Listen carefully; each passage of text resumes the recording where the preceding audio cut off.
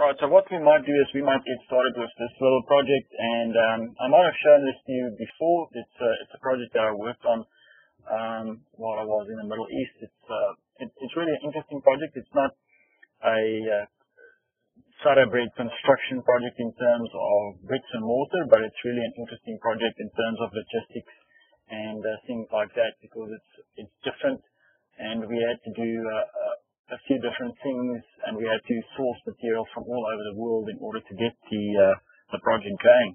So this occurred just before the second war in Kuwait in Iraq. So I arrived there basically beginning of 2002, and I spent just about say 36 months in the region, of which the first 2 years was basically in Kuwait and Iraq.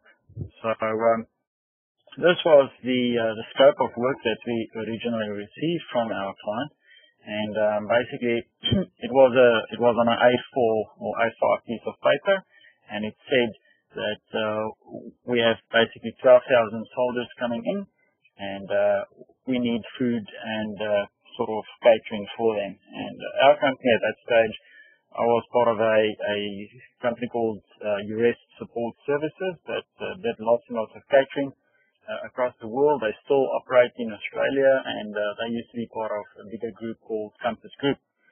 So what they wanted was a place for the troops to eat 3 meals a day, and basically they wanted air conditioning in a dust-proof environment, and also they wanted initially for only a 3-month period. The 12-minute cycle that they wanted there is basically, they said that in a wartime scenario, they expect soldiers to eat for about 12 minutes and then cycle over. So that's where the cycle time came in. So initially, we used that to come up with the plan for our project.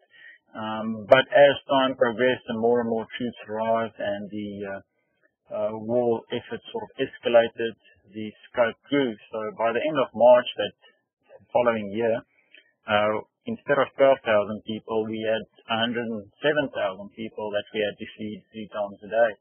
So it became a bit of a logistical nightmare for us to try and sort out everything that was going on. All right, so Scott, if you have any questions, you just have to maybe type the question in the chat window, and I'll pick it up from there. All right.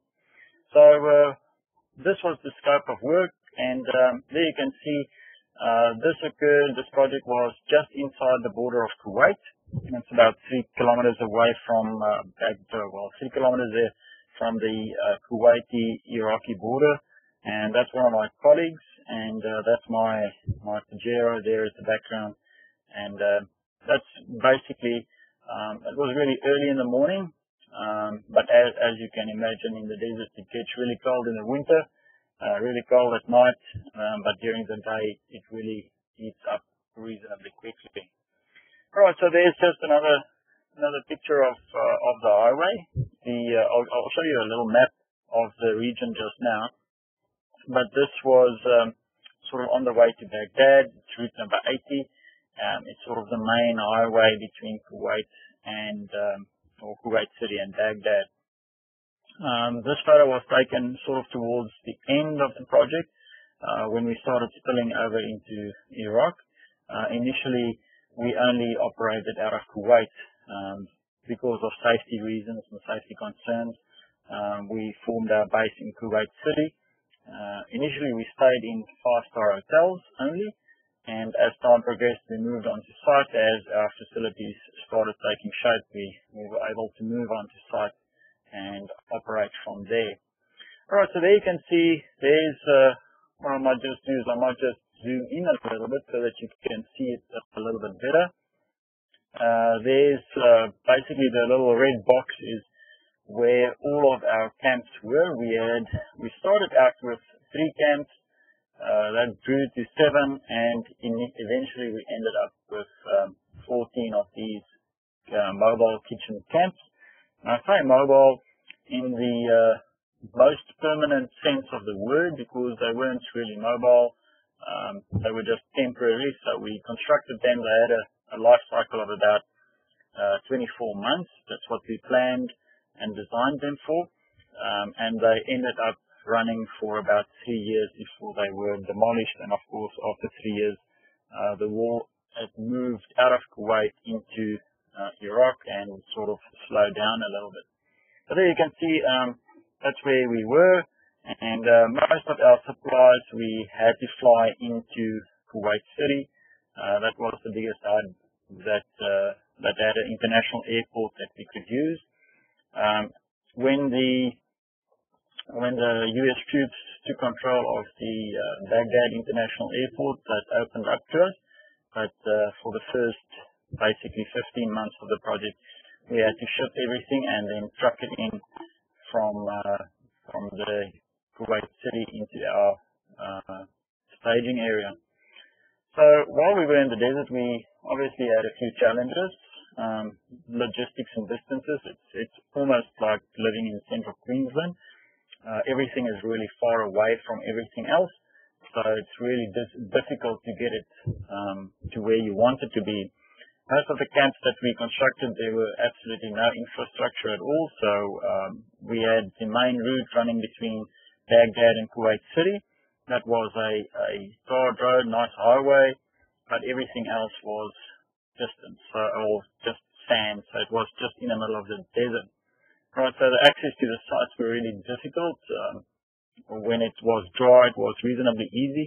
But we also struggled with sandstorms, and it did rain once or twice and created havoc for us on site.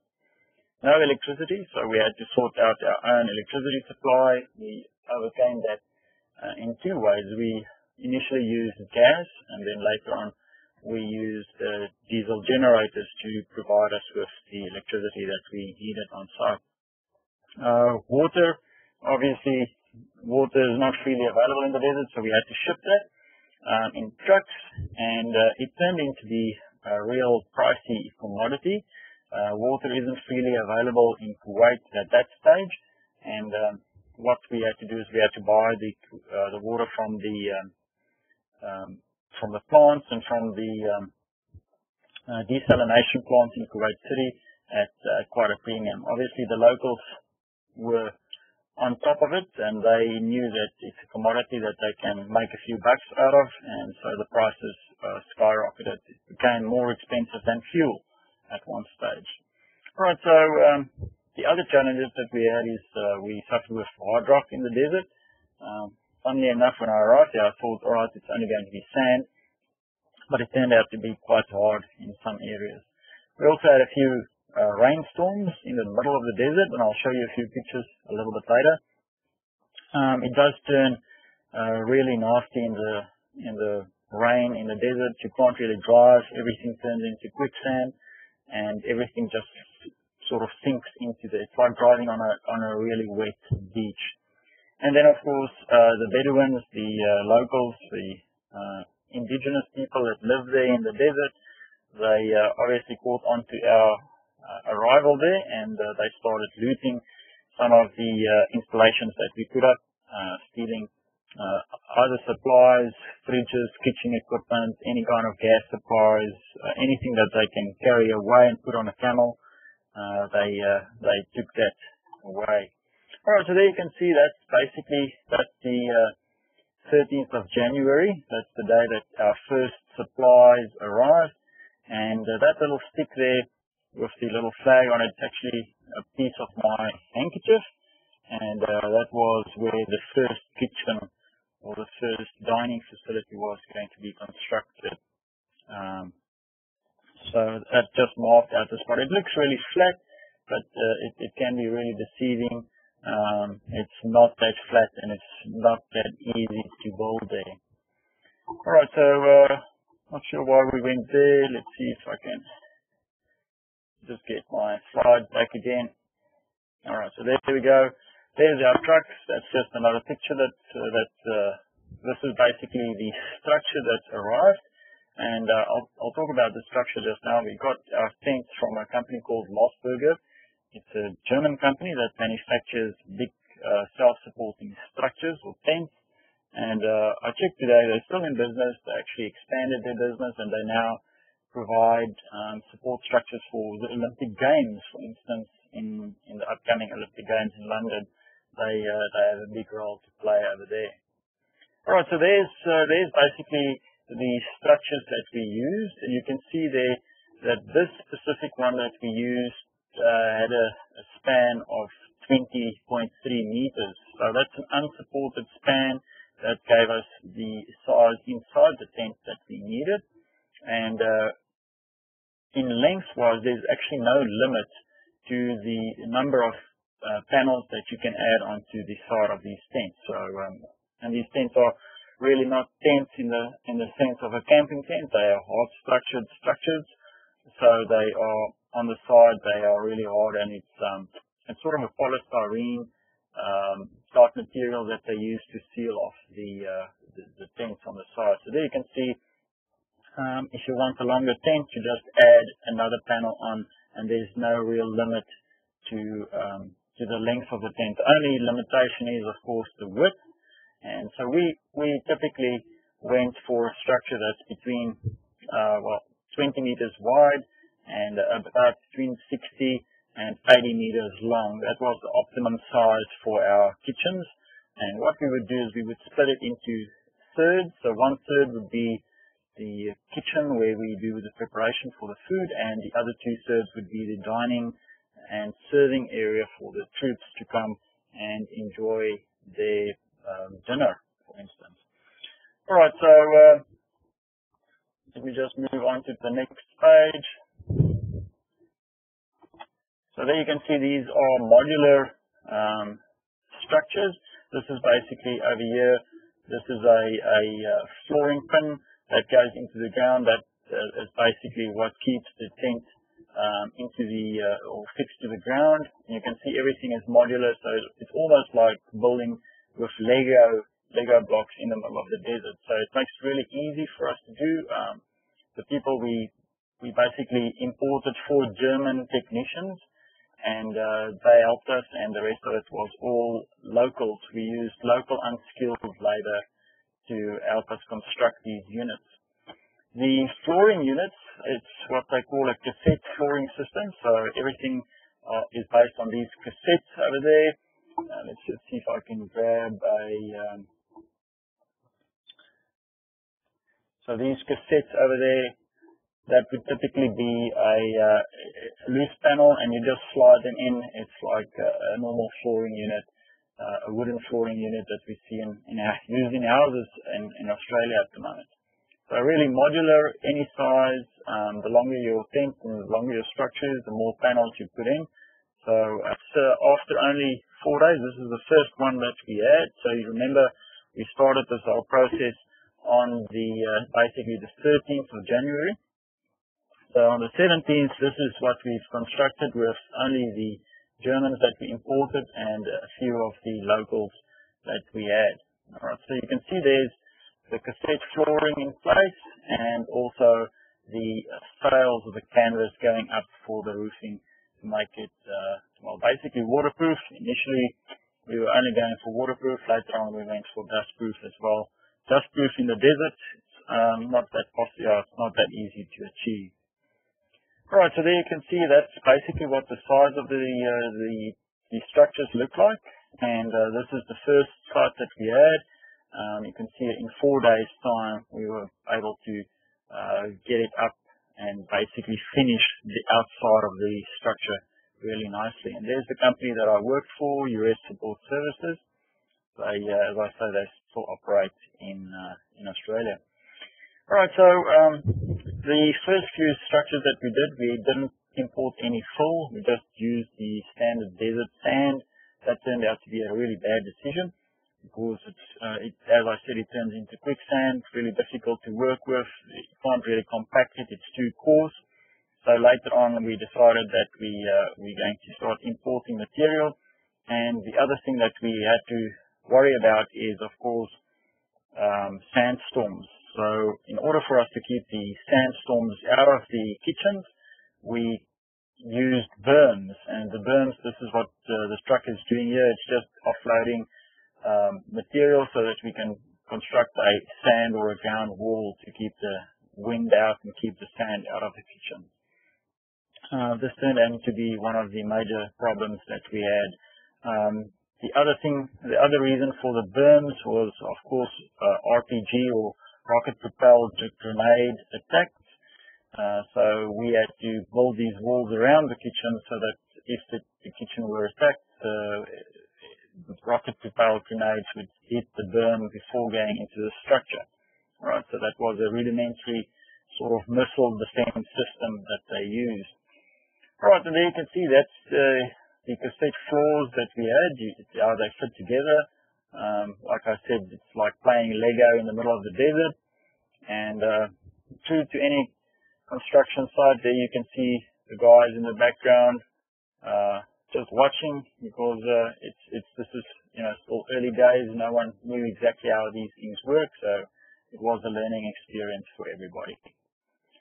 Right, so there's obviously also had to worry about sanitation and sanitation with different cultures. Yeah, that's right. The office in my office is quite safe. I'll show you a few pictures a little bit later on about stuff that we did with forklifts at 12 o'clock at night. Incidentally, that same forklift that's driving over there, I'll show you what we did with that. So there you can see we tried to spray the soil with water just to make it nice and compact and a little bit less dusty. Not always a good idea. The mud, it turns into really icky mud, really sticky, and it just becomes really difficult to work with. Alright, so there you can see there's our berm. So the idea was that this wall over here, constructed of G6 imported material, would save us from sandstorms. Alright, that turned out to be not a good idea. And also into the kitchen structure, they would hopefully hit the wall first, and the people on the other side should be okay. Alright, so this is, you can see we started out using gas. So we had these areas cordoned off with just hundreds of these gas bottles to power up our kitchens. And gas was the only available sort of fuel that we could use for the kitchens. Later on, we switched over to electricity.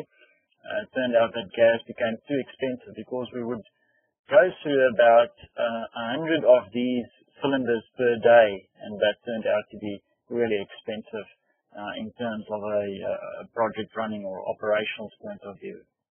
The gas was changed over for these. We paid about 250,000 to 250 kVA unit, and we typically had to get 2 of them for each of the kitchens that we constructed.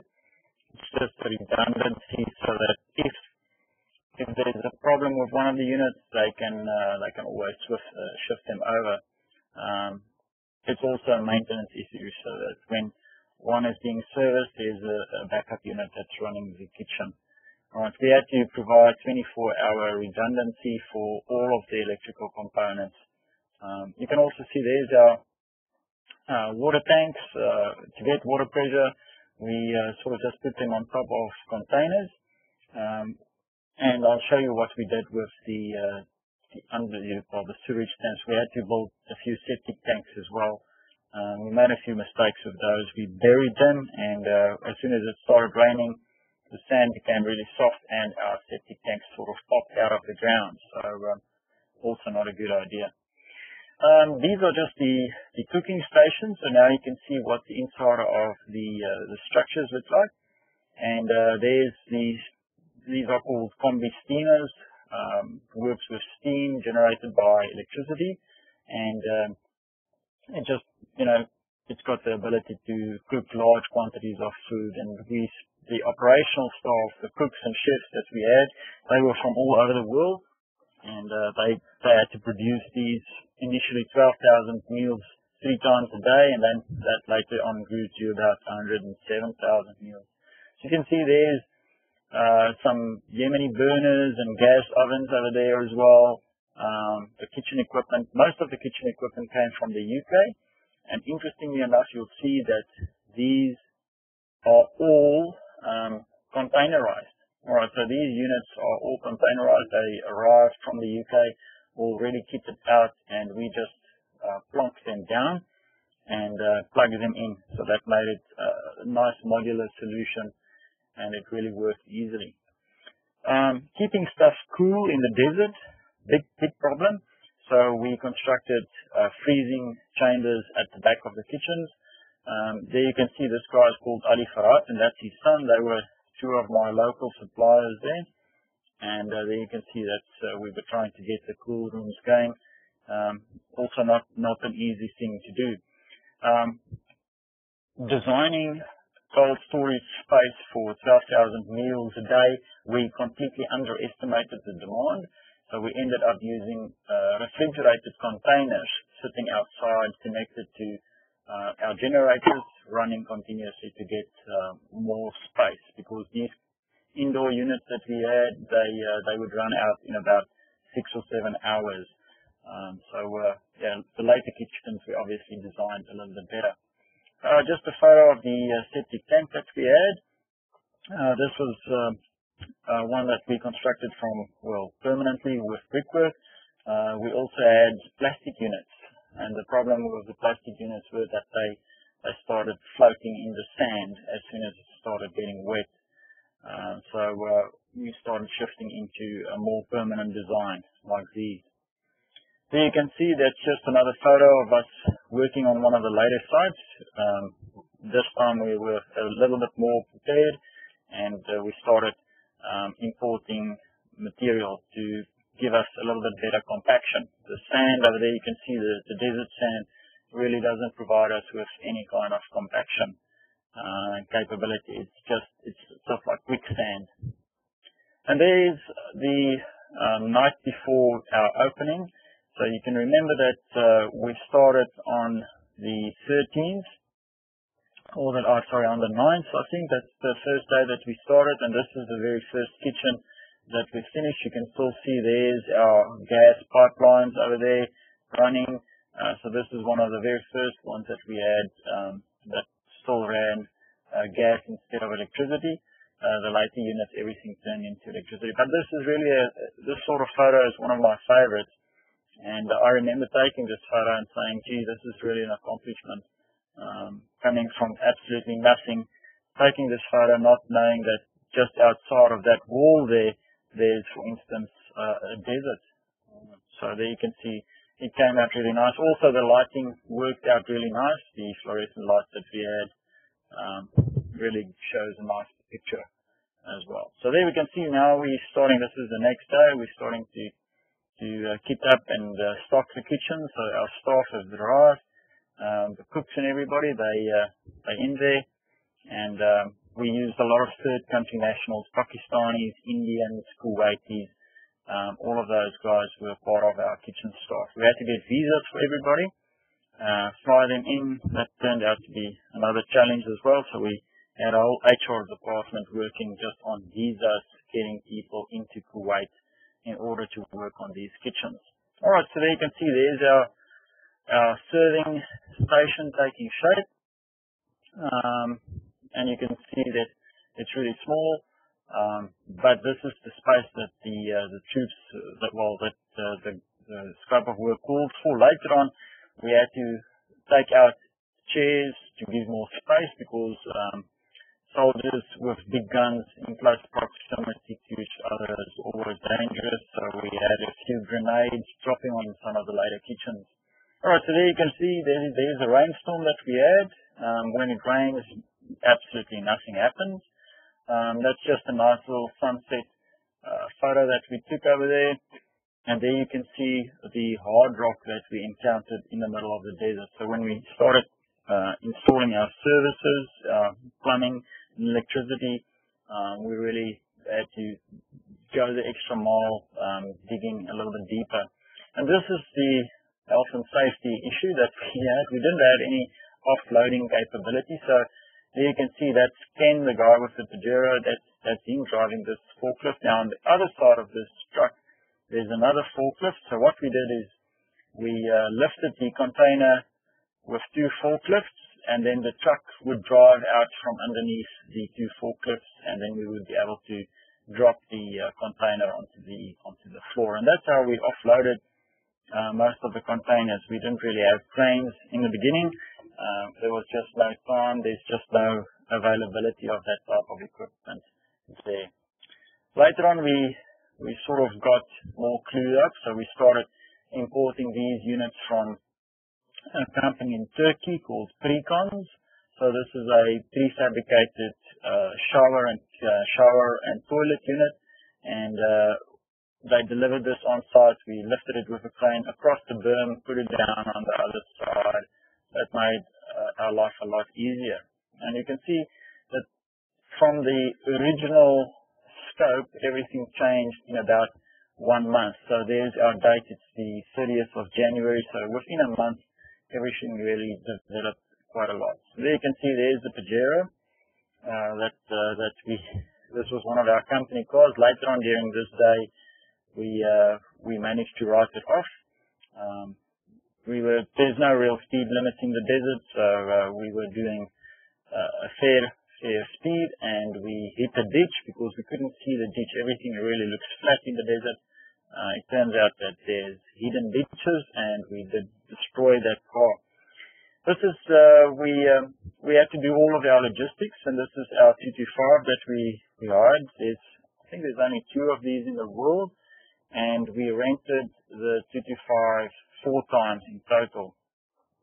We also had the smaller one, which is the 124, the Antonov 124, and we had multiple trips with the 124 shipping our kitchen equipment, shipping our structures from Germany. Everything had to come from overseas. So these planes proved to be really the only solution that we could use, and also 747s and the Antonov 25s. So those planes turned out to be our saving grace because they were relatively cheap to do. This 225 would cost us about 400,000 US to get into Kuwait, and the smaller brother, the 124, would be about 250. So it's a fair amount of money. And there you can see there we're offloading our cassette flooring. This is at Kuwait International Airport. And what's nice, I'm always fascinated by airplanes. This one has basically three motors on the side, so 6 there. Yes, I was at this stage, Scott, I was the Director of Planning and Logistics for ESS. So my responsibility was to source and plan basically the whole execution of the project. So from where we decided which products to use, the kitchen equipment, which stoves, which combi steamers, which type of chair, the plastic chairs that you saw previously, all of those decisions I had to make, and I had to find and source those materials from wherever. So in order for me to run this project, a lot of stuff came from the UK, a lot of stuff came from Denmark, the plastic tables and chairs, they came from South Africa. And as I said, I think in total I got equipment from about 14 different companies. When I arrived in the country, I was the first team member to arrive, and at the end of the project, we were about 9 key project members that worked on it. Language barriers, tremendous, but cultural barriers even more so. South Africans, as you know, difficult people to work with sometimes. They're really bombastic. They've got their own ideas. And we worked with Aussies, New Zealanders, the Brits, and of course the US had their own people in their Department of Defense. So we used to work with a lot of Yanks. The local languages that we used translators for that. So that made it a little bit more difficult. The Kuwaitis, we sort of imported Arabic translators, and they sort of greased the wheels. And it's all about knowing what to buy where, and in terms of the project, we had to do a little bit of motivational spending. So to get the stuff into the country, we had to pay a few people to make sure that the admin got done and all of that type of thing. So really an interesting project that I worked on. Basically, It's the best 3.5 years of my life that I don't want to have over again. It was really a great place to see. It's just amazing. The beauty of the country, Kuwait, Jordan, all those areas. Iraq even is one of the most beautiful countries that I've ever been to. All right, so there you can see this is the smaller one. This is the 124, and this is where we're offloading our kitchen supplies. This one came from Denmark, and we got most of our sugars, most of our coffees, powdered milk, powdered anything came from there. And we had to import everything. We weren't allowed to use any local produce or products, and it had to be approved by the U.S. Department of Defense before we could bring it in. Another challenge that we had was keeping stuff cold. So if we had these refrigerated containers on site and there was a spike in the temperature, so something might have happened and electricity supply got interrupted, if the temperature went above 4 degrees, they would scrap the whole container and we would lose about 30 tons worth of meat in one go. So those were the challenges that we faced over there. But we also had fun times. I've never seen so much weaponry in my life as in those days. This was really towards the end of the project, and all of these trucks were on the way to Baghdad. And at one stage, I drove past a convoy which was 8 kilometers long with just these Abrams tanks on them, and it's just there was just no gaps between the trucks. So it was just tank on tank on tank.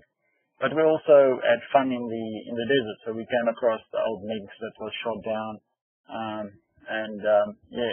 This Pajero over here, I think there's a photo on later where the back window is shot out. We were shot at by the US troops because they couldn't decide if we were friendlies or enemies. So they shot at us. So we had fun in that sense as well. And these are just examples. Now, Saddam Hussein at that stage had many palaces around Iraq. So these are just a few of the palaces that we found, that we saw. Yes, maybe maybe next week I'll show you the photos of the incident where we were shot at. It also makes for an interesting story. I'll show you the photos. The bullet actually came through. We were four in the car. It came through the back seat and sort of hit the center console between the driver and the passenger. So we were really fortunate in that sense as well.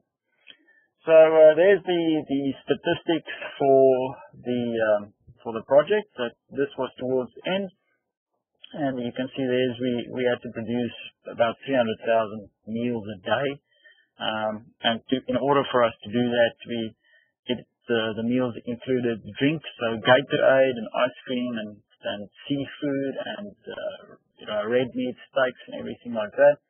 About 1.6 million eggs. Now, I'm not sure if you know what 1.6 million eggs look like, but it's really a large amount of eggs. And the same with milk and the meat that we had to ship. So all of this was basically on a day. The diesel that we used to power the 14 kitchens, that's also a little project on its own. So you can see that many of the locals would have gained from this project as well, so interesting times. So there's our scope of work. It turned out to be a really lucrative project for us. Initially, we charged the client about $15 per person. The cost for providing that service was about $6, so we made a bit of profit over there. Later on, when they started adding to the scope of work, we increased the price, and we made about 45 billion just on that project. So I really got paid a nice bonus for that. The bonus basically bought the house in South Africa and bought my pilot's license. So it was definitely worth it for me. So there we go. That's the project that we had.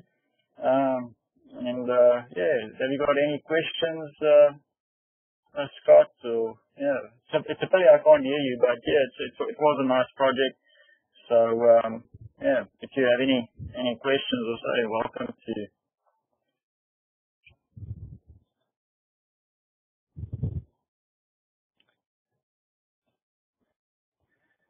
And yeah, I think we haven't been joined by anybody else. So what we might do is I might just call it a night, and I'll post this recording onto the website, and you can have a look at it again if you like. And I'll see you next week then. All right. All right, great. All right, Scott. I'll see you then. I'll see you then next week. All right.